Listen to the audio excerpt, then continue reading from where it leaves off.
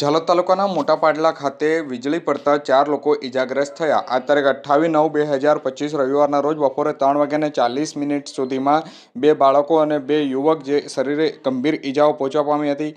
ખેતરમાં ફૂલ એકત્ર સમયે અચાનક જ વીજળી પડતા જે કહી શકાય કે 4 લોકો ઇજાગ્રસ્ત થયા હતા।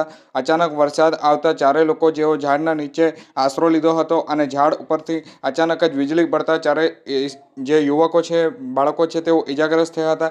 ઇજાગ્રસ્તને તમામને પ્રાથમિક સારવાર માટે લીંબડી સરકારી હોસ્પિટલ ખાતે ખસેડવામાં આવ્યો હતો, જેમાં એક યુવકને ગંભીર ઇજાઓ પહોંચતા દાહોદ હોસ્પિટલ ખાતે વધુ સારવાર અર્થે ખસેડવામાં આવ્યો છે અને હાલ અન્ય જે 3 લોકો છે તેઓને શરીરે સામાન્ય ઇજાઓ પહોંચવા પામી છે।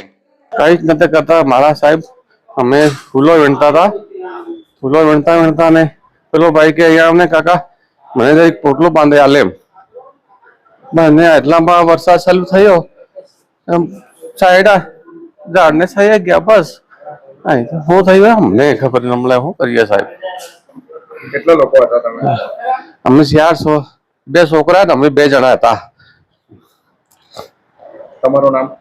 કનુ બદિયા, બારિયા, ગામ પાટલા।